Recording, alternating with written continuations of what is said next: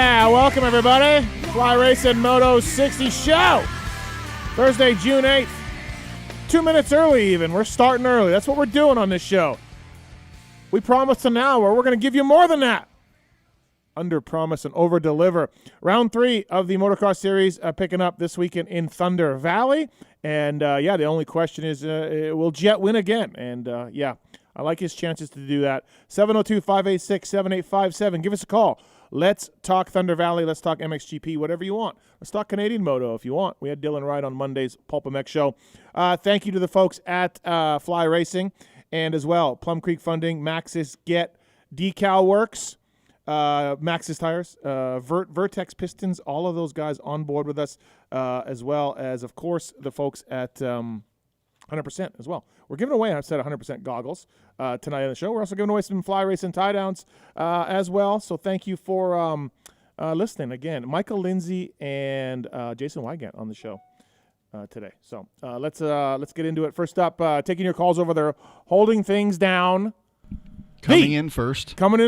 Yes. Not golfing today. Not today. Tits Ajay. Tits, what's up? Hello, Steve. Glad to be here. Everything good? Everything all right? I was a little offended Okay. at what you heard Travis come out of his mouth right before the show, but other than that, I'm great. Okay. All right. Sounds good. Well, I mean, look, he couldn't come in week 2. We started this week 1. Yes. Week 1, we put the Fly Racing Moto 60 show on video and then on YouTube and everything else. Thank you for watching. And then Travis came in and wrecked the cameras. And then just week 2, Says can't come. he needed a vacation. Just that's it. He was overworked. The grind was too much. What's up, Marks? You know, when you work as hard as I do, Yeah. you need those days off. Okay. The Child week labor. one just took it out of me, and I had gotten away with child labor for 1 week, so I figured I'd try it again. You tried again, and it worked. It did work. And it yes. worked. Tits, what about that fan? We can hear that fan when you turn it. Oh, my apologies. Yeah. Well, Or I'll just turn my microphone off. There you go. Thank you. All right, let's get our first guest on the line. It is Michael Lindsay from Vital MX. And, again, your phone calls, we got some lines open, 702-586-7857. Brand new tires from the folks at Maxxis. Really, really big news for those guys. They got that paddle available as well. Get ready to tread victoriously with the new Maxxis Moto tires. Experience the full shred potential of the 2 treads designed for soft intermediate and intermediate to hard terrain, developed and tested by Jeremy McGrath, a grip, stability, and predictability that surpasses all others. Available now to local Maxxis dealer or online at shop.maxxis.com. Maxxis MX Series, a gift from the science nerds to the moto kids. Pick your pair. Thank you to the folks at Maxxis. I'm going to give some of these away at some point here. We do have some tickets to give away for Thunder Valley as well. We'll tell you how to do that in a little bit. Decal Works, Red Bull KTM. Aaron Plessinger, Cooper Webb using Decal Works for their graphics. A lot of you listeners are using Decal Works through the code PulpMX23, and I hear nothing but the best things from those guys. So thank you to the folks at DecalMX.com. Promo code PulpMX23 to get 20% off your custom graphics. Decal Works, #1 for many reasons, upholding the true definition of quality, service, and knowledge. Thank you to the folks at Decal Works for coming on board. And use the code PulpMX23 to save with those guys. And, of course, Fly Racing, man, whether it's motorsport.com or your local dealer, 25 years of Fly Racing. RJ Hampshire. You know who else wears Fly Racing? Jose Butron. Maybe the surprise of the 450 Motocross Series right now. FlyRacing.com at your local dealer or motorsport.com. From head to toe, goggles and helmets and boots and gear and off-road stuff and watercraft, all of it. FlyRacing.com. Check out the technology and the reasonings and the design of that Formula helmet. You will realize how special it is. So thanks to Fly Racing for coming on board. Let's get to our first guest here to talk about Thunder Valley and more. From Vital MX, it's Michael Lindsay. What's up, man? How are you, ML? Oh, pretty good. Hey, so speaking of Butron, do we have a price yet on what's going to be the Pulp MX Wildcats? No, but we need to look into that. But, dude, Wildcat Racing, let's start there. I mean, honestly, Lecurcio and Butron, they haven't raced. Lecurcio's been hurt for a couple of years. Butron's never raced here. And, dude, they're riding really well. No, they are, especially for talking to both of them. Well, more Butron, like just kind of how they've been working towards this, but it was definitely still pretty last minute to see both of them. I just remember it. like I've seen Butch on course race over the years, but right. at the opening round of Paula, I just remember him running down AC and then battling, and I just wanted to so badly in the moment ask AC if he knew who Jose Butron was. Yeah, no, I think he would, maybe. I don't know. It's a good point. It's really, I mean, look, we know the depth isn't there. We get it, but those guys are riding well. So, to me, Fred Noren should be the top guy after the factory guys every week. I feel like Freddie is on that level, and he's done it twice. But the other two motos, he's gone Freddie. So it hasn't quite worked out. But then, I don't know, ML, Garrett Marchbanks from the Club MX team is jumping up starting this weekend. And I feel like Garrett can be 6, 7, 8. You? Oh, definitely. Garrett on a 450 is gnarly. Everybody, the whole, man-child comments about him. Like, he is such his riding style, he can manhandle the bike so much. He just feels like he's so chained down on the 250. I know it's very easy to say from the outside looking in, like everybody, like, why isn't he on a 450 on this summer? Why isn't he on a 450? I mean, he really, I understand their want to be a competitive 250 team. But yeah, if he was on a 450 first 2 rounds, other than barring some bad luck, he would have been 6th, 7th every moto. Yeah, so you think he's going to jump into that pretty much right away? Yeah, I think he'll jump Jerry Lucrucio, Butron this weekend. The only person, like I said, if Freddie can kind of put together starts, I feel like that hierarchy right behind the factory guys. Now I'm like, okay, I feel like it's going to kind of be between Freddie, maybe Masterpool if he's learned how to not be Masterpool, and then Garrett. I feel like those guys are going to slot in this. I was actually joking with Jerry this week, like that next group behind him again. Your Lucio, your Butron, Robin, whoever in that group is going to want to like try to figure out how to be the best guy in that group and break the others and see if they can bridge the gap, because we've had that gap with the top 5 guys, the factory guys. Then there's been a pretty good sized gap to the 3 we're talking about, and now I feel like there's going to be this middle group once Freddie settles in and Marchbanks. I feel like they're going to be their own little group in the middle. They're going to be somewhere between that big gap back to those guys and somewhere in the middle floating around on the track. Marchbanks moving up is kind of the big news of the week. We'll see how he can do. Now, look, I know he lost like 15 pounds, they said, for the outdoors. I saw a lap time chart from Club MX during midweek that he was faster than J-Mart at some point. Everything was looking to be on track for him to be, sort of successful in the 250 class. And, dude, it has gone terrible. Any idea why it's been so bad? I mean, both him and J-Mart, other than finally last round, both their qualifying hasn't been good. Their starts have not been good. I know they're talking about the new grate being grabbier, and it's just the horsepower deficit and the weight deficit. And then I don't mean to dig on the team too much, but I kind of, like me and Chris were talking about this recently, is definitely something's going on with their 250 package right now. Their bikes did not look good at the opening 2 rounds, whether we're talking suspension, power, they had no drive, as J-Mart's got insane roll speed, it is very rare that somebody walks away from J-Mart on corner exit, because even if their bike is faster, J-Mart's going through the corner 10 miles an hour freaking faster. And I was watching him get yarded out of section. So whatever it is, something's not working. It doesn't seem like they have an immediate answer for it. So, kind of put that on the back burner. There's a new 250 coming, later this year for Yamaha, or if they switch brands or whatever, just get Garrett on the 450, get publicity, get results. Get some confidence in the kid, because right now that cannot be good either. And then, Phillips coming back, so there's a 450 guy too. And, I don't know if Kilroy's injured, but, at least they'll have 2 of the 3 guys dedicated to 450, which makes a team's life much easier. Oh, yeah. Kilroy's fine. He just had, I think, a bike problem. I think he's good for this weekend. All right. I said now, luckily Phil's coming back earlier. But, the way the season's panning out, again, I get wanting to show you can be a competitive 250 team. The 250 field is so deep right now. You're fighting tooth and nail for, even talking to J-Mart, like he was talking about fighting tooth and nail for 16th. Felt like he was hanging it out to get a 16th. And listen, that's no fun. I was talking to J-Mart about it, and like Jamie at Twisted does their motors. Jamie, to me, it's a motor. It's not splitting the atom. You know what I mean? You add horsepower easily, compression, heat, tolerances, all that kind of stuff makes horsepower, makes compression. To me, talking to J-Mart, like he was kind of wondering what was going on with his bikes, and I don't blame Twisted so much as maybe the team's budget, right? Like, hey, we can't do all the way. We can't go all the way because we don't want to tear these things down and rebuild them every single week.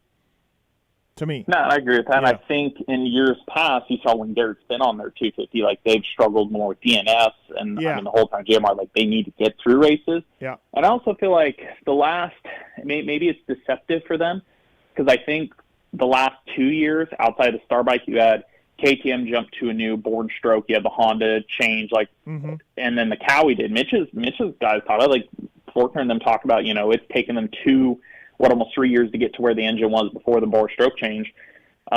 Maybe there was a little bit of false sense of how far they had gone. And I feel like, KTM's dropping updates all the time right now. PC is Star's a Star. Yeah. And then Honda figured out their stuff last year. So maybe they were closer to the PC and the KTM bikes in the last year or two. And I feel like those guys are now catching back up with Honda and Star. So that gap is starting to grow. Maybe they've been comfortable spending the same amount of money on engines. And now it's like, oh, crap, we have to spend even more to keep up, which is it's just the thing that keeps happening. Yeah, Pro Circuit guys are really spending. Pro Circuit guys are really happy with their bike, horsepower-wise. They don't feel like it's given up anything anymore, Yeah, and I think it took them, again, just so the stroke fans, like a year or two ago, their guys were kind of like, hey, I want more. Now they're all happier, and you can see it. You can see that performance on track, and that's what I'm saying. You kind of notice it with the club guys on the 250. Like, you can visually see a little bit of a difference now that like I said, compared to PC and KTM that maybe wasn't there 2 years ago. Well, Marchbank's moving to 450 class and should be much better for him, much better for the team, and look forward to that. So when is it too early to talk perfect season for the Jet? I mean, look, Chase isn't coming back this weekend. We had Lars on our Pulp MX show Monday, and I think Chase is going to come back. So maybe it's just too early period to talk about it, but holy crap. I mean, we've all joked about it, whether you're serious or not. I mean, even a joke, like, was it the best jokes have some sense of seriousness to it? Like, it's definitely possible. Yeah. There is, with everything else that's happened this season, I you always got to go off statistics and facts. Like, anything can happen. I've said that more than ever this year and seen shit happen. So, I mean, anything can happen. I don't know at this point. Grant Harlan or Jose Butron could be the champion. I'm not going to deny the rest of them crash out with 3 races to go. But at the same time, Jet could perfect season this. I would just feel a little bad for him. Hey, you matched Ricky and James. Guess what? You did in the first season. We don't have 24 motos. Yeah, really, right? James brought that up on the broadcast. It's pretty funny. Aaron Plessinger has been really impressive. Obviously, he has not. He didn't get third overall at Paula, and he didn't get second overall at Hangtown. But I think he's been the next best guy to Jet and Chase in round one, and then Jet in Hangtown. AP, I mean, he's really – I feel like he stepped up his game a little bit. I mean, full props to Cooper Webb for really giving him a good race at second moto, and Ferrandis is getting better, and he will continue to improve. But I don't know. I mean, even like put a full field there, I feel like AP stepped up his motocross speed. I think he did, and talking about him this year, I feel like he kind of has that best chance at bridging the gap to get closer to Jet, because I can see how he's getting there. Like, he shows up at the opening round, and he says those 2 motos were his 7th and 8th motos. He said he never, like, all their preseason stuff must have worked great, because he said, I think he has mentioned to a few of us that he pretty much never felt this good in shape on a 450. Yep. Even though he didn't get to test much, he said the bike is in the best place it's ever been for him, and he has, he's still able to add more input every week. It just kind of seems like, okay, he's not nagging injury, he's not fighting anything, he was just short on time, and he's already this good, so it's kind of easy to see, like, hey, he will get better every week, where same thing with Dylan, you have to imagine he'll get better every week, but when you also talk to him, he seems like there's kind of that sensation of them being lost a little bit with the bike. Like, oh, he'll figure it out, but I don't know how long it'll take, where I'm, like, really confident that AP is going to get better every week. Like, I can see the pathway of how it's going to happen. Stock suspension, basically, those guys. Flex. Production. Production stuff, It's like how many people, because I posted about all that for, like, Pippett's, the opening round. Endless arguments on Facebook. They're not really on stock stuff. They can't ride stock stuff. I said, no, reread the caption. Yeah. Production. It's been modified. And then it's got fake air caps on it and this and that. And Jesus. Oh, the conspiracy theory. It's like there was a forum. The conspiracy theories are killing me this week. There was one on the forum about that Honda benched Chase so Jet could win the title going away. Oh, yeah. There's a guy that's convinced they benched Chase So This is why your forum gets a bad name. This is why people say like, okay, Vital, and okay, here's the Vital guy, and this is why. Have a section. Yes. Well, here's the thing. Go look. There's 4 pages of everybody telling the dude he's insane. So I mean, Yeah. there's insane people in every C man. No, that's true. You're right. You got a point there. But no, like, listen, I just think that flex is a problem on those steel frames. They're beefier than maybe I would have thought. In my mind, the steel frame bikes are going to flex way more than aluminum frames. You can see what they're going to do with the big axle, the big front axle, the big forks, and all of that. But man, I did some digging and I talked to some people, and people are like, "No, man, KTM is stiffer. The new generation is stiffer than an aluminum frame." I'm like, "What?" Theoretically, I wouldn't think it could be possible. I'm trying to think of the term for, I don't know if it's longitude, but you think like forward to rear motion. Yep. I think it's different. I still think they flex like more in a twisting motion in some situations. Mm-hmm. But yeah, like the ones even we ride consumer, I haven't been riding the production KTM, like Austrian 450s that much. I'm not a current fan of the chassis that much. Yep. 250s better, but one of the bikes I'm riding right now is just revalved production stuff. Even though we can get cones, we can get whatever we want. Yep. That stuff's been working better. Like I said, because they're even to the point they're on standard axle lugs. They aren't on the big axle anymore. At least Plessinger's on a work shock. Coop's on a production shock too. On top of that. Yeah, crazy. But yeah, it's working for them. Speaking. Yep, go ahead. Oh no, never mind. It's another class. I'll let you get to. Okay. I was going to say 250s. Same thing. There's a lot of jumping around. You have Deegan was on Spring Fork at Hangtown first. Like only star guy off air fork. Okay. Running like Showa steering dampener, running edge trigs. They did a bunch of changes to his bike this week. So it's kind of funny. It's like the whole air versus spring thing again. You got people jumping around, each preferring something. Yeah, here we go. Right. I mean, back and forth they go. All of that. So we got some phone calls to get to. First up, it's Tony on one. Tony, welcome to the Moto 60 show. What's your question, man? Hey, El Capitan. Hey, what? Thank you. I was just curious. And maybe they just don't talk about it a whole lot, but is there a lot of people getting flats anymore? I mean, as far as running moose or tubeless or just a thicker tube, what are they doing? I mean, obviously they're just hammering on them bikes week in, week out. And they don't seem like you hear that anymore. No, the top guys all run mooses, front and rear.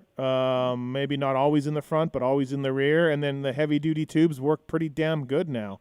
So I think Amarine had a tire blow apart. Michael, did you hear about that? He had I remember seeing somebody ride off the side of the track with something. Yeah, Amarine's tire either went flat or blew apart or something, the Pirelli. But no, Tony, they've got it all going pretty well, but it's mostly moose up front. Oh, it is? Okay. And they do have different, I shouldn't say pressures, but no, they have softer foam and this and that. Yeah, they have that pretty well set and dialed now. I think there are some different textures of mooses that you can choose from, but I think they have it pretty dialed. Yeah, so perfect. Thank you very much. Thanks, man. Appreciate it. Thank you. Alex is on 2. What's up, Alex? How are you? What's your question? Hey guys, thank you very much for taking my call. So I have a question about the you sound like a robot. We got to hang up. We got to go. Alex is on 4. Another Alex. What's up, Alex? You got a Thunder Valley question? Yeah, Thunder Valley. So they're just up the street from the drag strip Bandamere, and Bandamere at the end of the year is closing their doors, citing urban sprawl as the reason. I'm curious if you've heard anything about Thunder Valley, if that's going to heard this, run into them. Yeah, I heard this before, and I asked, and they said no problems. They don't have any issues. They're going to keep running. There's no problems. So awesome, cool. Yeah, that's what I had heard before. So thanks, man. All right, thanks. Thank you. We got another question on 3. Taylor, what's up, man? What's your question? What's happening, Steve, El Capitan? Thank you. I was just curious on what y'all think the percentage is on a Ricky Carmichael type year for the Honda guys. Like you mean like just undefeated? Just domination. Well, yeah, I mean if something happens to Jet, then Chase is jumping in and winning it. So, yeah, the Honda and Hunter, I mean, I think Hunter holds on to this thing. Don't you, Michael? Yeah, he's definitely the favorite, and I think that group of 250s that can win the title is already thinning out quite a bit after the first 2 rounds. Yeah, I like it, Taylor. I think it's good odds for Honda to keep this thing going. I'm not ready to talk perfect season yet for Jet because Chase will come back, and so. But when will Chase come back though? Soon. Yeah, soon. What's that, Michael? Honestly, God, if they go through, win both the outdoor titles, if first year of WSX they pulled both, It'd be amazing. seven titles possibly in a year. Yeah, they should put number ones on their production bikes like Yamaha did in the late 70s. They do that. Yes, literally. Yeah. Number one's on everything, even XRs. Yeah, exactly. Thanks, number one. Thanks, Taylor. Appreciate the call. Thank you, man. David's on too. What's up, David? You got a Wildcat racing question? I sure do. Yeah. So I was thinking about this the other day when I was listening to the Pulp show. So you were talking about how many points you can score in the summertime to go towards SMX. Is there a potential is there a potential Boutron and Lucurcio going into SMX? I mean, imagine what AMA was thinking if these guys qualified for that. They had no idea that a guy like that would be in that. Yeah, but I think it's good, right? I don't know. JT. Oh, I think it's awesome. Yeah, JT said on the review show that those guys said they only have funding for 5 races, though, or something, which I didn't know about. So they may not be doing all of them. That'd be a shame. I don't. It's a real shame, but no. I mean, look, there's 22 chances to get points outdoors versus 17 in Supercross, right? And Michael, Jerry, I did a podcast with Jerry, a privateer pod with Jerry, and he told me he's already 28th or something. You know, like 28th or 27th. He's actually ahead of. Lucurcio. Basically, I mean, part of the reason why he bumped 450, me and him were talking about it, and I think the cutoff is going to be about 150 to 160 points, and that is going to include, as long as they stay in the championship, you'll see Boutron, Lucurcio easily make it into the top 20. You'll see probably Garrett and Ty make it in now. If Jerry keeps on the road he's going, he'll make it. I did a projections list the other night. It's kind of funny. Like, it's the top 10 guys are pretty, like, you'd easily consider, but it's funny, at the end of Supercross, I'm sure guys thought more like your Starlings and your Morans, like those guys would be in. They're going to be way out. They're going to be like 50, 60 points out at the rate it's going to go for outdoors. Yeah, they're going to be hoping to stay in the top 30 to get invited, to even race. Basically, they're going to go from being solid, we're going to have a seated spot, to they're going to be like 28, 29, like barely on the bubble. Yeah, absolutely. Thanks for the call, David. Appreciate it. Thank you. Yeah, I was just saying, I think that would be really cool if like a Boutron would get into that, because I mean that would be a game changer financially, because these guys are racing for free. Oh yeah, or they're paying to race. Yeah, absolutely. Yeah. No, for sure, man. The SMX, be really cool. The SMX money is pretty good. It's legit. So I want to ask. Okay, thanks. Boutron. I want to ask Boutron if he signed up for gas contingency yet, and if he even knows what contingency is, and how he felt when he got a purse money check. After 12 years of racing GPs, he's probably like, "What is this?" Yeah, exactly right. We have Jake on 3. What's up, Jake? Hey, what's up, dude? I was just thinking, like, do you think Jet's almost not bummed, because obviously he's killing it, like, money-wise and whatever, but he was killing it before, so maybe he's a little bummed. Like, I'm sure he wanted to beat Chase again and wanted to beat Eli and wanted to beat all the guys that were, so I feel like almost you can tell on the podium and kind of just when he's on camera speaking, it's almost like you could tell he's almost bummed, like he's winning, but he's like, it's like I was going to beat these guys anyways, almost. Yeah, well, look, in the end, he'll make a ton of money, and he's going to crush it. But Michael, Jake's got a point. Like, racing Tomac and Sexton and beating those guys or racing with them, that's probably something that Jet thought would be really cool. Well, especially since we were all kind of projecting it was probably going to be Eli's last go. I mean, your last opportunity to beat the outgoing guy who's gone near top of the record books and reset a couple. Mm-hmm. Yeah, that's going to be a bummer. It's a missed opportunity he'll never get back.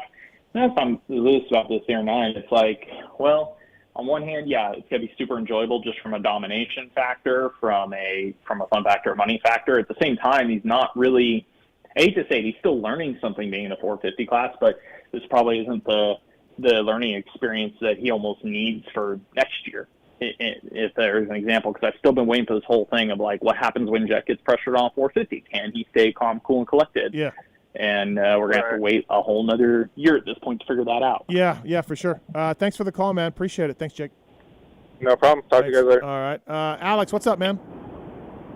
Hey, thank you very much for taking my call. Sorry about the issue earlier. Worries. Yeah. So my question is, with Suzuki's involvement this year, Ken Roczen doing amazing, really showing what you can do with that platform, do you think that, Triumph, Vita, the push from them, do you think that's going to elevate Suzuki, or do you think they'll stay in their current role? I think it does not elevate them. ML, what do you know? What do you think? It doesn't affect anything. I don't think Kenny's results affect much for.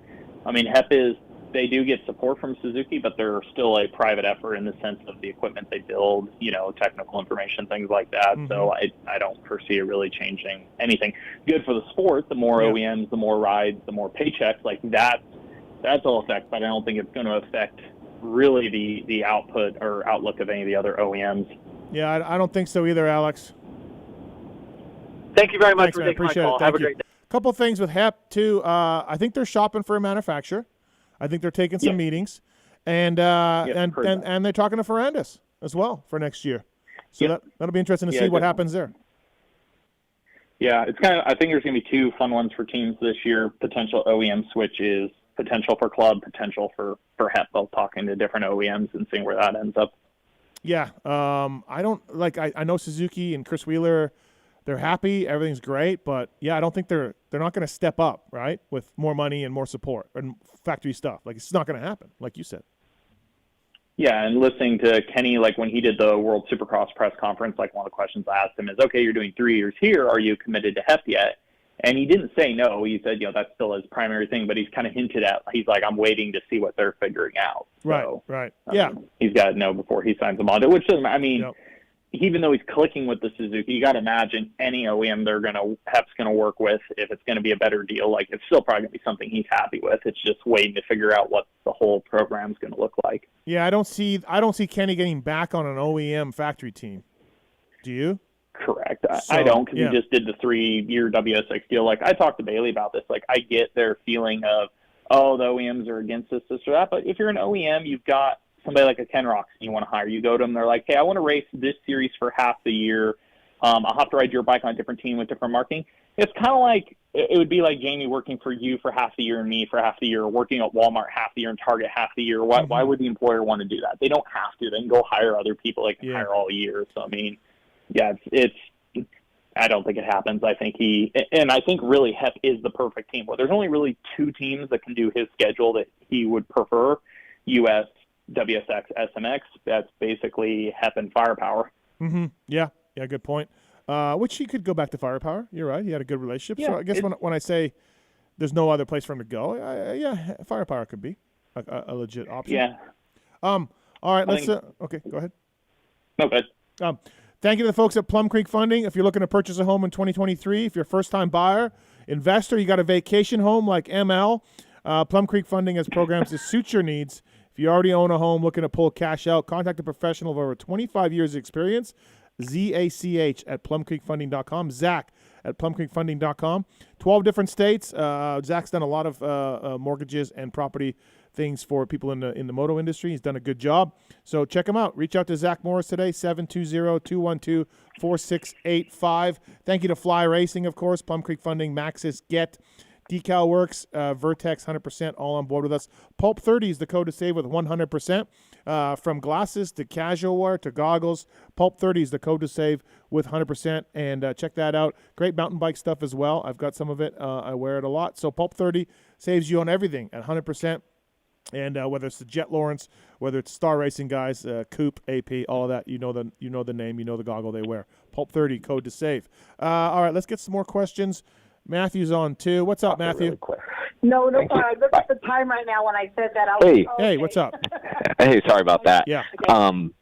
It's just because I'm a teacher. Anyway, okay. so it's for your PulpMX ride day. Yeah. So I just had kind of an idea for, I believe it was the first day for the limited space. I was wondering if you guys could do, or I mean, it would be a cool idea to do not like a scholarship, but like a reward type system for a student who is interested in going to the ride day, but they have to be in a K through 12 public school. So not like one of those private institutions, not an online school, to give it to somebody who is in the public school sector, who likes, riding dirt bikes, who, wants to be there, wants to, ride out that way. I don't know how many students would be interested in going out. That might be the little difficulty, but I mean, I think that'd be cool to, get a student or, a couple students, whatever it is, again, in a K through 12 setting. Right. Yeah, we're just gonna have a ride day, man. I don't want to start having contests and start picking people, because when you pick people get mad that you didn't get picked, and now I gotta monitor a contest, and I gotta take emails, and I gotta read resumes, and I gotta get somebody in it. Matthew. I get your idea, but the difficulty. Right. Yeah, we're just I had some students asking about Sure. it. They're like, "Oh, that would be cool," and I was Right. like, "Yeah, it would be cool. Maybe I'll ask them." Yeah, no, I get it. Hopefully they get invited. Just send an email to rideday@pulpmx.com. I'm picking some random dudes. Michael Lindsay will be there, we think. Depends. I don't know if I should give the entry to Michael or to Jamie. Who should be the vital rep? I'll Michael. bring less You gotta janky go friends.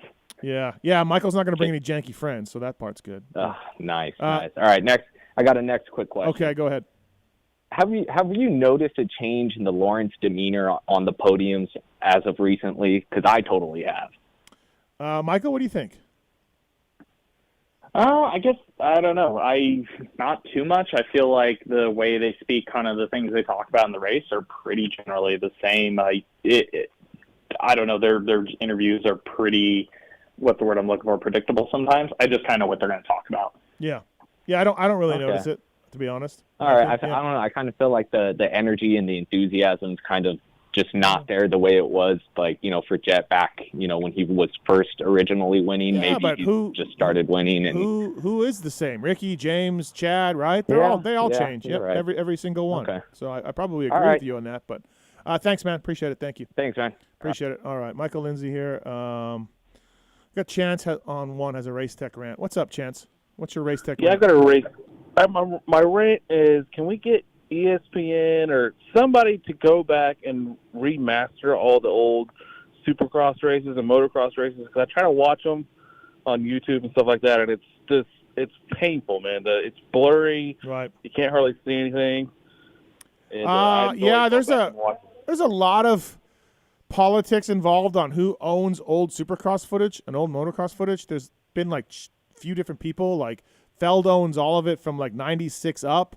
But then before then, it was Chet Burks and dude. There's honestly, there's a really interesting story or podcast to do about TV footage in our sport and who owns it and who has it. Apparently, a lot of it was just lost in a fire or a flood or something. So, wow. Yeah, I don't think you'll ever see that happen. What you want, I would love it, but I don't think it ever happens.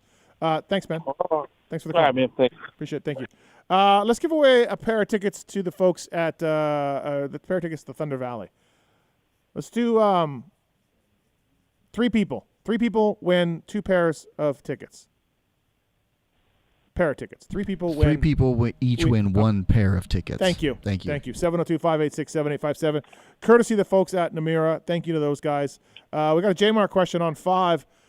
What's up, Rodney? What's your J-Mark question? Hey, guys. How's it going? Good. All right. So I was just curious. I had really high hopes for J-Mart in the outdoors. He's always been, an outdoor specialist, in my opinion, and a good starter. Yep. Unfortunately, we had a small sample size, but, you said that you had talked to him and he was unhappy a little bit and said that himself and the team needed more work. So what do you think was lacking? Was it horsepower or – Yeah, well, listen, Michael and I get into this at the beginning of this show. Did you listen to the beginning of it? Did you just jump in? I jumped in a little late. Okay, yeah, no problem. Just go back and listen to the archive. Michael and I had a little conversation about Club and Jeremy and sort of what the issues were with Marchbanks and with J-Mart. So take a listen to that. But, yeah, we boil it down a little bit on what we think. So thanks, man. Go ahead. One little question. What's the weather looking like for Saturday? Kind of rainy, huh, Michael? Yeah, my brother lives in Denver. I talked to him yesterday, and he says it's pretty much rained every day for 10 days straight. He said not biblical levels, but it rains every day right now. So he said everything's really saturated. All right, there you go. Hey, do you want a pair of goggles? I would love a pair. All right, stay on hold, okay? We'll get you some goggles from folks 100%. No worries. You ready for a World Supercross question, ML? Let's go. Yeah. All right, Logan, what's your World Supercross question? Hey, guys. Thanks for taking my call. Yep. I'm talking more about World Supercross 5 or 6 years from now. Okay. For some overseas riders, the dream is American Supercross. Mm-hmm. Do we ever see World Supercross gain enough popularity where some of these riders' dreams shift from American Supercross to World Supercross, or at least use it as a stepping stone for a couple years before coming to America? I wanted just to hear your guys' thoughts on it. I think a stepping stone is possible because if, you got to, Chad Reed famously wanted to come to America, couldn't get a ride, had to go to MXGPs, right? And then came over, and then he couldn't even find a 450 ride, so they put him in the 250 class. ML, I could see the same thing happening where somebody gets a ride with a World Supercross team and does really well, and then an American team picks him up. Okay. Yeah, and I think the two countries that stand to mind are Australia and France, because you think of Reed's route, it's like if you're one of those two countries where we've seen a lot of really good Supercross riders come from, it's like, oh, you have to go to either just come to the U.S. and kill it to get a ride, or you have to go to MXGPs and try to win a world title to come here versus, you have all these guys that are the French Supercross specialists, the Australian ones, you have teams out of those countries. Yeah. There's a really good opportunity for them to go race world through those teams. They may normally not be, again, it's kind of asked backwards. You'd have to go win an MXGP title or do really good there to get invited to come here like Dylan, like Ferrandis did, or Muskin or any of those guys where you could go do really good at world, and maybe that's what you aspire to, and maybe that's where they go and stay and they make a living, and that's cool. Or if they really kill it, maybe they get the opportunity to come over here. But I think, having home teams in their countries that are actually looking at them is going to help that a lot. Yeah, Logan, I think there could be a possibility of that for sure. So, okay, thanks, man. Appreciate it. Thank you. Thanks. Do you think we ever see, Michael, a World Supercross in America? I know they tried. They want to. Do you think we see it? Yeah, I think so. I know the last time I spoke to Bailey, kind of like goals the next year or two. I know U.S. round is super high on the schedule or like priority list. One in Japan is too. But I can see it. I think when we talked about last, it seemed more like if they do a U.S. one, they want to do it pretty differently. I don't know if it's also from conflicts with contracts with all the Feld stuff with stadiums, but we were talking more about, do you do it at a NASCAR style circuit? Do you do it at some sort of an amphitheater? Do you do it somewhere different? I think so. I think they need to eventually. Maybe not next year. I think by the end of this first 5 years, they'll figure it out if they really are building and being successful. Wouldn't shock me if it's in the next year or two that they do finally get a U.S. round. Yeah, should be interesting to see. It kicks off July 4th weekend is the first round in England, everybody, if you're wondering, when that starts. All right, Michael, before I let you go, as our tradition here on the Fly Racing Moto 60 show, I need your winners for this weekend. Oh, that's hard. No. Well, there's this little known rider named Jet Lawrence. Jet for 450. 250s, I'm just going to go for the extreme answer that's going to get people mad. I'll go with Hayden Deegan. Do you feel like we see the Star Yamahas like 5 out of the top 6 qualifiers again, like we normally do it? Especially like Gilliam seems to be riding fantastic. Jacob's building every weekend. With Hayden, I maybe not qualify as 6, but I think you'll see their entire group in the top 10. Maybe the only one, Jordan's kind of in a weird spot right now, but I think we see a little bit of Star Racing domination at altitude as usual. Yeah, as usual. Thanks for the time, man. Appreciate it. Thank you for calling in. Vital MX, please check out all of Vital Jamie's work if you can. Your ex-friend? My ex-friend, yeah. Your ex-friend. He didn't back me with the Lewis argument, so I decided that he's my ex-friend. That's how it works. Like I told you, I have somebody that works for my company actually hit me up this morning and was wondering if that was serious. Like, hey, do they really hate each other now? No. I'm seeing all these ex-friend comments. I hate them, but not. I'll get over it. Thanks, man. Cool. Thank you. Appreciate it. All right, everybody. That is Michael Lindsay from Vital MX. Thank you to the folks at Get and Athena. Email us using the contact form on pulpmx.com. We'll pass that on, whether it's the Get ECUs, Athena, big bore kits, rebuild kits, all of it. The Team Honda using Get ECUs on the 250s and the RPM dashboards and the data loggers on all of the bikes. The folks at Get are doing a good job. So thanks to those guys. The 2023 ECU, they absolutely love that on the new Yamaha. And if you want one of those, it's A-Ray and Chris Kiefer proven, Benny Bloss as well. Email us using the contact form. We'll get you a discount. All right, on to our next guest. Freshly done speaking at his child's school. It's Jason Weigandt. What's up, Weege? Yeah, that's right. I just did career day for 4th and 5th graders in elementary school. Yep. Talking about my dream job of announcing motorcycle racing on TV. And what you do is you bring in the old Chatterbolt clip, We all know it well. Yeah, yep. And then you got it eaten out of the palm of your hands. I mean, there's no 10-year-old on earth that can not watch that and not be like, whoa, hold on, I'm paying attention now. Did you say to the kids, like, look, kids, I was once like a crappy flagger, and look at me now. Like, you can do it. Like, did you say that? The flagger thing I didn't use, that's probably insider term they wouldn't understand. Okay. But absolutely the lesson over and over. I'm trying to fix what people complain about with the youth of America. I'm single-handedly doing this, Steve. Start at the bottom, pay your dues. Don't expect to be respected and loved and paid a lot right off the bat. Right. Just keep the nose to the grindstone, kids. Your life can be good too, but you have to wait for it. Yeah.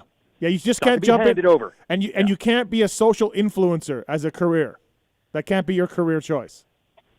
Well, yeah, unfortunately you can, but it helps to, for example, be really good on a dirt bike. I did talk about the fact that these riders are basically influencers.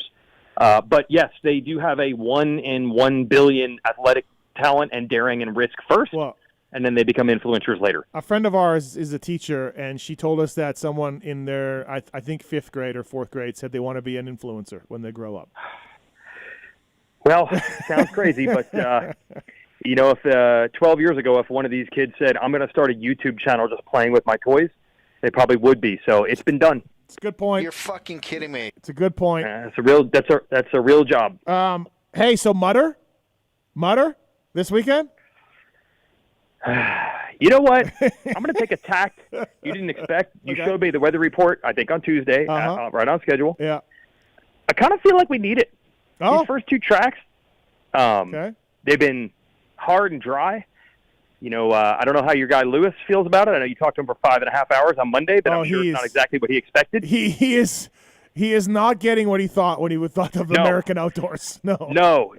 But I feel like we gave him plenty of warning when he said at Fox Raceway, this is the first national I've ever been to. I feel like everybody, including myself, said, do not read deeply into Fox Raceway and say that's the nationals. Do not do it. Yeah. But Hangtown really wasn't either. It was not. It was, I'd say, more typical Hangtown and less typical Hangtown. You know what I mean? It was more like regular Hangtown and not what the national is. Mm-hmm. So I feel like we need, just for Lewis's sake, and maybe the riders, let's get those 300-foot-long, peg-deep, leg on the shroud ruts back at Thunder Valley like we used to. Let's bring them back. One of the things that Lewis told me when I said, what do you think of the Nationals and what's your first impressions and all this? He's like, you need wash base. And I did not. Come on. I swear to God, I did not prompt him. I didn't say anything. He just said, I can't believe you guys don't have wash base. He heard this 9 million rants ago. Well, he did. He did hear it from me. But he's a man who also didn't track walk in Supercross because he had Jordans on his feet, right? And so footwear is important to this man, and he's having to dodge mud puddles at Nationals. So, yeah, I've had a whole thing going all year long with our friend Jacob Hayes over my choice of shoes. Mm-hmm. Like, I do have a cool pair of white Nikes on right now, and he's always mad when I'm not wearing them. Yep. And I'm like, dude, I got to track walk. So finally at Salt Lake City, he corners me, and he's like, why do you have to do track walk? And I'm like, why is it such a big deal to Jacob? Like, why does he care so much? And now I look back, I'm like, oh, in the mind of these kids, it's do not do track walk if that results in messing up your shoes. Like, it is a more than necessary sacrifice. Yeah. It's bizarre. It's bizarre, but that's where we're at. I consider walking the track and talking to people part of the job, though. I agree. That's what I told Lewis when Lewis bailed. I'm like, what? Like, this is part of the job, is going down there and looking at the whoops and talking to people. Yeah. Yeah. I mean, usually for you, it's pretty much only Nick Way. I feel like every track walk is just talking to Nick Way. Really? But that's still part of the job. Okay. I don't know. I feel like if we were to average it out, I feel like it's Nick Way a lot. No? Yeah, no, you're probably right. Are you ready to take the first phone call of the Fly Racing Moto 60 show complaining about the broadcast? Are you ready? Oh, 2 whole weeks have gone by, so we're overdue. Let's do it. David, what's your complaint about the broadcast? Okay, so when I'm listening to Peacock and I'm listening to the broadcast, the bike noise is so loud that I can't hear the announcers. The announcers' voices are super low. The bikes are super loud. The more I turn it up, it's just, at some point, I just get a headache. I can't hear the announcers without hearing too much bike noise. Mm-hmm. Am I the only one that notices this? Weege? Wow. Am I a drop now? You're a drop. Yeah, you've been a drop for a while. Yeah. Oh, I've been a drop for a while. Yes, I do get hit up on that. I should have known. Yep.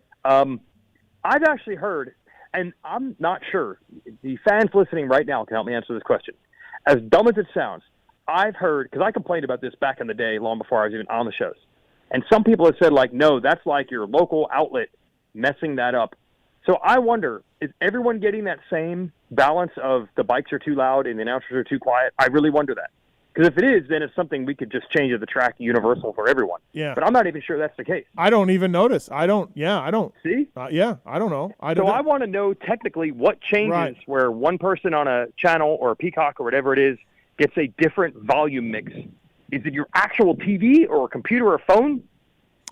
Mixing it wrong, like Marks, are we noticing? That seems to vary. Are we noticing this? I actually did not notice, but I will pay more attention. Okay. But you'd think Dude, I remember Speed Channel, Ralph and Jeff days not being able to hear a damn thing they said. Definitely remember this. All right, and then Dave. other people being like, no, it's not a problem. David, can we give you a set of tie downs to calm you down? Yes. Okay. You can, actually. All right. We're going to give you some tie downs just to soothe your anger. And they're from Fly Racing. All right? When you want to reach that volume and turn it up, you just tie your arms down with those Fly Racing tie downs. Or whoever. Do they fly tie downs? Yeah, fly tie downs. Yeah. Yep. Tie yourself down so you can't turn the volume up. There you go. All right. Thanks, David. Thanks for calling. Jason Weigandt here on the Fly Racing Moto 60 show. Let's go to Joel on 3. What's up, Joel? Hey, I was actually just calling to see if you thought by any chance, remember Cooper Webb when he won his outdoor title on the 250s, kind of how that year began? And then, he was coming to beat two-time, at the time, Jeremy Martin, which I don't think anybody really saw coming the way he did it, and he beat Marv as well, a couple guys that really handled him, we thought.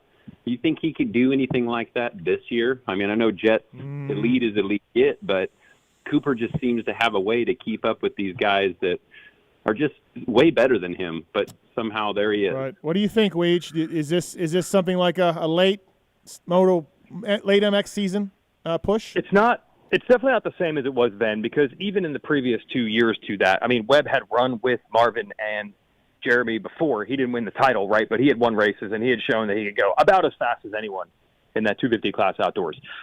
The 450 class, I mean, we've seen Webb do entire seasons and never figure out how to be the fastest guy. And I don't think he's as fast as Jet. So I don't think it's like 2016 for him. However, I feel that he already knows you might not need to be. I mean, the best example is himself. What are the odds that Cooper Webb crashes in a freaking heat race in Nashville and is done? So, or Eli Tomac, of course, the next weekend. So I think he's totally in the Chad Reed in it to win it game, where he's like, dude, I am one rookie 19-year-old messing up away. I'll take my chances on Ferrandis and Plessinger. Maybe I can get him, maybe I can't, but I know I can battle those guys. And I'm one more. Telmac's out, Sexton's out. I'm one more away. I think that's what he's banking on. Yeah. Joel, I wrote the mentality I wrote this in my column on Racer X. Like, I was impressed. He got handled in Moto 1, just handled, like dropped badly. And I was impressed in Moto 2. He was running second for a long time and was in the fight. And that's an hour later. So, I thought it was pretty impressive. Well, in the press conference, he did say they had a issue with the forks in the first moto. I think something broke. Okay. I did not know this. That's my guess. Right. There was seriously, like a 45-second difference all right, in the two motos. I take it all back then. Never mind. All right. Okay. Thanks, Joel. Thank you, man. All right, thanks. Vertex Pistons, by the way. Vertex providing the highest quality aftermarket replacement and performance kits for the power sports industries out there. Manufactured in Italy, the cast and forged pistons are the premier choice for power and performance. And whether it's dirt bikes, ATVs, UTVs, snowmobiles, personal watercrafts, they can do that for you. Vertex Pistons. All right, you know what? We have Alex has an insight into this. Alex, you have an insight into the audio mixing? Oh, yes, I do. Thank you guys for taking my call. Again, I actually called earlier. So I work in broadcast TV. I work in sports. Great job this year, Weege. It's fantastic as always. But so the audio mixing for the truck, they mix the Nat sound with the broadcaster mics in an even fashion. You need to look at your TV settings, everybody. This is something that you can control locally. You need to make sure that your audio output on your TV is set up for sports, cinema. You need to mess with those settings because sometimes it boosts those Nat sounds in your TV to where you can't hear the announcers. So sometimes you need to mess with your settings, and that is why maybe you need to hear Weege louder. Nice. Thank you. So look into your TV settings, everybody. Yeah. It's on you. I guarantee you the broadcast is not messing that up. Okay. Good. Fly Racing Moto 60 show. This is where information comes to be spread to the masses. Absolutely. Thanks, Alex. Thank you, man. Yeah, thank you, guys. Give away one more set of tickets for Lakewood. The next caller, call in 702-586-7857. Giving away a pair of tickets to Lakewood, courtesy of the folks at Namira. Clay has a request for Weege. Go ahead, Clay. Hey, Weege. Hey, Steve. How's it going? Good. Yeah, you guys are amazing in the booth.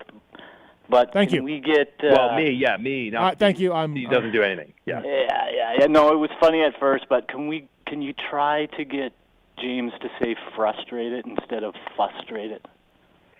Yeah, I dealt with it. I think Jim Hawley did the same thing. So this is not new, and we will work on it. But let's just pretend we didn't talk about it here. I don't want we got to go crazy. And specific and. Thanks. Yeah, we'll try to just subtly fix this, and when you guys know, you'll be like, "Yep, got it." Yep. We don't need to make a big deal of it, but I do think. Thank you, man. Here's the good thing about James, everybody. The guy wants to get better bad. There is not mailing this in. I've worked with plenty of dudes who mailed it in, and we're just like, I already am a superstar, and I know what I know. I don't need to fix anything, improve anything, change anything. James actually read the IndyCar preview promo that we had to do, and that's normally my job, but he requested I want to do some because I want to know how to do that job just in case, somewhere down the road. So I believe he would be willing to fix things where other guys would be like, don't tell me what to do. What if you have a stroke mid-moto? He's going to have to do those promos. Yeah. Yeah. So James is at such potential, I think, to do other sports, not as the analyst, but you know how Rutledge Wood comes in and just adds flavor? Oh, boy. Yeah. Could you not see James at I've been saying this, at the Indy 500 or Daytona or Churchill Downs or whatever and be like, hey, we got an ex-racer here. You've never been here. What's it like, James Stewart? I could totally see him having that role. Yeah, I do too. It's so he's willing to work for it. We went from no James to James everywhere. Yeah. It's crazy. It's amazing. Johnny, what's up, man? Hey, I was just going to talk about what's going on with the reclusiveness of the Lawrence brothers right now. I don't know if you've already touched on it. And then secondly, don't stop harping on the starting grades. I think they're terrible for the outdoor nationals. I think that, these guys are already, starting on the best equipment, and we've given them every opportunity. And we haven't had starting grades for 40 years. The fact that they haven't an MXGP, I don't think it really matters, but I don't think that it really helps or hurts their series either way. But I really think it's an issue for the Nationals, and don't stop harping on it because I think that there needs to be a change, and I wouldn't like to see them back for next year, honestly. Unfortunately, I don't know how they ever go away from these things. It's just a joke. I don't like it. It's it's just taking further skill away from the riders that are good starters, right? So I don't know why the teams complained, and then I don't know why the promoters fell for it and wanted to do it. I understand, it makes it more level, more even. But yeah, we're just going. It's a little bit of everybody gets a trophy syndrome, So thanks for the call, man. Appreciate it. Thank you. Thanks. I don't know what he means about the Lawrence reclusiveness. It's really just me. They're doing all right. Yeah, I don't know. I think a lot of that's been maybe overblown. I don't know. They're doing everything they're supposed to do, as far as I can tell. Right. Exactly. I agree. Wow. Unless you think about something that you're supposed to do, like a pulp show, but. Yeah, well, I've always said the riders have any of that stuff. They have zero obligation. They don't have to do any media. I agree. If they start no showing on, a TV thing or a podium, then we can talk. Yep, I agree. Jared, what's up, man? Hey, how's it going? With the 450 class pretty thin right now, did a guy like Max Anstey possibly make the wrong decision to go to the World Supercross? I think he can make a lot of money this summer, maybe. What do you think? He's going to make a lot of money this summer racing Supercross. Yeah, I guess, but yeah, he's pretty good. He's pretty good outdoors on a 450. No, he is. You're right. Yeah, I don't know, man. I think a 601 half dozen on the other. The outdoors is a lot more work, and it's not up to him. He signed a contract with a team that said we're not doing outdoors. We're going to World Supercross, right? So Max himself signed a contract agreeing to those terms, and the team doesn't do American outdoors. So, yeah, I don't know. I mean, but having said that, yeah, Max would be in the mix. Max would be great. So, Well, you already I got a 450 hot take. Okay, go ahead. You got it. Yeah. Marchbanks just moved up. Right. So that's what's happening. He wants to get in the playoffs, and he knows he's going to score a lot more points against this 450 field than this 250 field. So it's kind of that same philosophy. Yeah, Master Pool said it was just too hard to keep a 250 up and going. Sure. Oh, sure, yeah. Sure, Ty. Sure. Yeah. Yep. Yeah. Go ahead. So here's your fantasy hot take, a little early. Jeremy Hand, top 8. When? Where? This weekend? Colorado. Oh, Colorado, he's yeah. in? Okay. Wow. Well, I don't know about top 8, but Jeremy Hand will be good. Yeah. Well, there was a guy named Burton in 6th. Yeah. Boutron. Okay. Thanks, man. Thanks, Jared. Michael Lindsay did think, and I agree with him, that Marchbanks is going to jump into this Freddie Boutron range, like right away. You agree? Yeah, really, it's the 6th place spot that everybody's battling over, right? There's 4 factory dudes, then there's AC, who's the next factory guy, and then the 6th is kind of like the maybe you should have an award. Maybe Pulp should give out a first place trophy for 6th for the best non of the 5 guys. I'm too busy trying to get actual Wildcats at the races. Oh, okay. Wildcat, sponsored by Wildcat. Yeah. Speaking of, Wildcat has been all over that 6th to 7th place spot. Mm-hmm. I don't see why we would say that Marchbanks can't run with Lorenzo Locurcio, right? I agree. Absolutely, yeah. Yeah. So the only thing I wonder is right off the rip, I don't know how much he's ridden the bike. The only testing they would have had on that 450 is literally Phil, who's barely even ridden, right? He's barely a human right now with his wrist. Yeah. So I'm not sure how ready Marchbanks is for this very, very first one. Mm-hmm. But soon I think it'll average out and he'll be right in that. I mean, battle. I think last year he ran 4th in the 450s for a while at Lakewood. He's really good for one of the motos. But yeah. Oh, okay. Yeah. You know what's one of the weird things though? Huh. So everybody's got the hot take of this was the dumbest thing ever to have him on a 250 because he's too huge, right? I don't have that hot take, but go ahead. No, okay, sorry, not everybody. A lot of people had this hot take that it was so dumb to put this monstrous human being on a 250. Mm-hmm. He raced the 250 Nationals in 2021. Yeah. He was fine. Yeah, he's fine. He rode good. He lost 15 pounds, they told me. Yeah, so he's probably even lighter than he was then. Remember, we left High Point. I think he went 7.65 in the first 3 Nationals of a 250 class just 2 years ago. Look, he wants to. Him and the team want to be a 250 team, so that's why they did this. I mean. Yeah, I don't understand. Yeah. Jeremy thought he could win races, and maybe I don't necessarily agree with him, but I do agree they can get on the podium. So before he got hurt, so yeah, I understand them doing the 250 class 100%. So yeah, it's so easy to see 7 guys get hurt in 3 weeks and then tell a team you should have known that was coming or change everything you planned. Yeah. For 6 months, right? Because they're supposed to know that Anderson, Tomac, Sexton, and all were going to get hurt. It's really hard. In fact, how much 250 stuff is just going to be sitting around? Now, Preston Kilroy is still going to race the class for them, but can you imagine the army of parts they had for Marchbanks and J-Mart that are just not getting used? Absolutely. Hey, before we let you go here on the show, something you brought up on social media, on Twitter, and I agree with you, and our buddy Cade had a terrible take on it, and a few other people, about World Supercross and Supercross merging because of this Live Golf thing.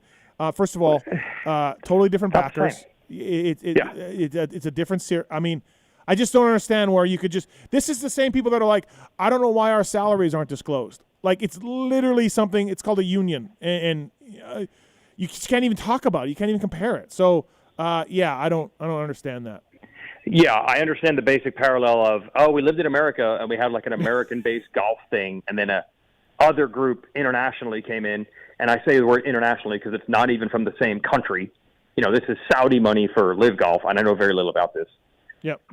They have not said it was Saudi money for WSX. So even that connection is very loose. But to basically make that parallel, it's golf, first of all. It's a different sport. It's a different business model. It's a different everything. And what I always try to tell people to go back to, this World Supercross thing, it's not about the WSX Series or Feld or MX Sports. That's second. What it's about first is the FIM. That is what prevented this series from happening before, and that's why it's here. When the FIM was with Feld, there was no International Supercross Series. The FIM didn't want to stop being in the Supercross business, and they went out and solicited bids to get a new partner to continue to have an FIM Supercross Series. The whole thing begins and ends with the FIM. And the bottom line is the American teams do not like the FIM. For good reasons, Live by the Golf way. doesn't For have reasons that I part. believe. Reasons I also believe in. Oh yeah, you agree. I mean, many have bashed the FIM forever. So that's there. The FIM component isn't there in Live Golf. The factory teams not liking the FIM component is not there with the Live Golf model. So it's just not even comparable. I know that everyone has said, like, that's such a lie. This super motocross thing came after WSX was announced. I'll say it over and over.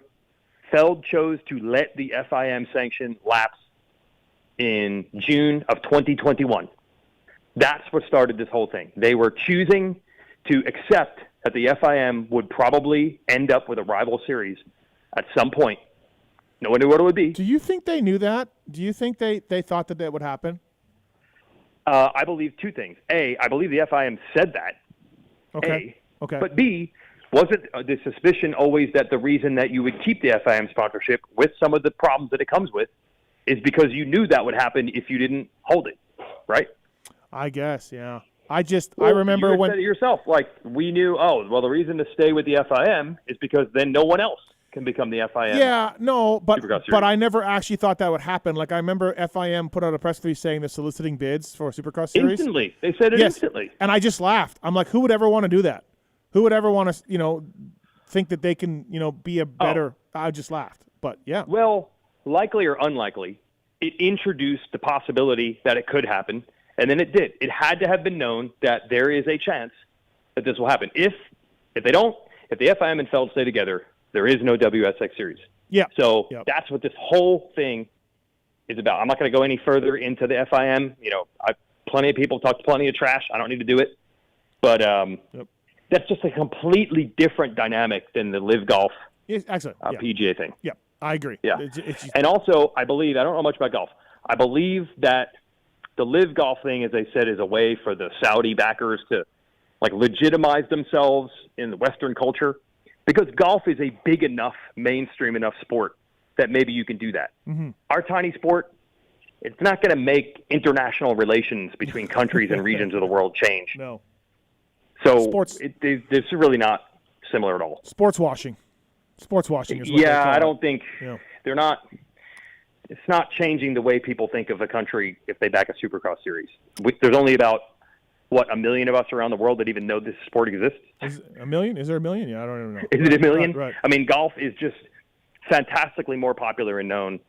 So a lot of the business stuff just doesn't apply. It just doesn't.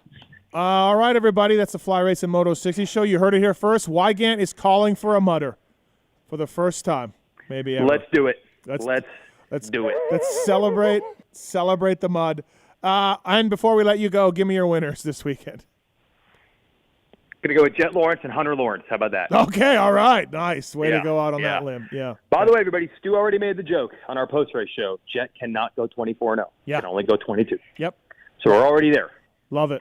I don't think it happens. I'm not ready to talk about it. I don't think it happens. Yeah, I think Jet's too smart, honestly. Yep. Rookie year, I feel like in the James time, I'm going over time on the show. I feel like in the James time, it was like Ricky had already done it, so this is a thing you need to do. Mm-hmm. Jet's goal is do well, win the title, don't get hurt, don't screw up the rest of your career trying to win every moto. Maybe 3 years from now, that's a goal. Yeah. But right now, the Lawrence brothers have been phenomenal with the not trying to take too much too soon. 22-0, we don't need to go there yet. And Chase is coming back. I really believe that. Not this weekend, but Chase will be back. He's not pulling the plug on this summer at all. And we certainly saw how close he can get to doing this. So, yeah, I can see a moto where Jet goes down first turn, he gets to fourth, and you're like, is he going to be able to catch these guys? And instead of him going balls to the wall to try to go 2-3 seconds a lap faster, which maybe he could, but instead he's just like, you know what? I'm just going to take fourth. There you go. I'm good. Yep. Thanks for the time, Weege. We'll see you this weekend, Thunder Valley. Thanks, man. Yep, can't wait. All right, see ya. That's Jason Weigandt, everybody. Thank you to Fly Racing, Plum Creek Funding, Maxis Get, Decal Works, Vertex, 100%. Great job, Tits. Fantastic work, as usual. Yeah, man. And Marks, thanks for coming in. Yeah, no problem. I might show up next week. Yeah, are you off again? Or I'll let you know. Okay, all right, fantastic. Thanks for listening, everybody. Fly Racing Moto 60 show. See you next week.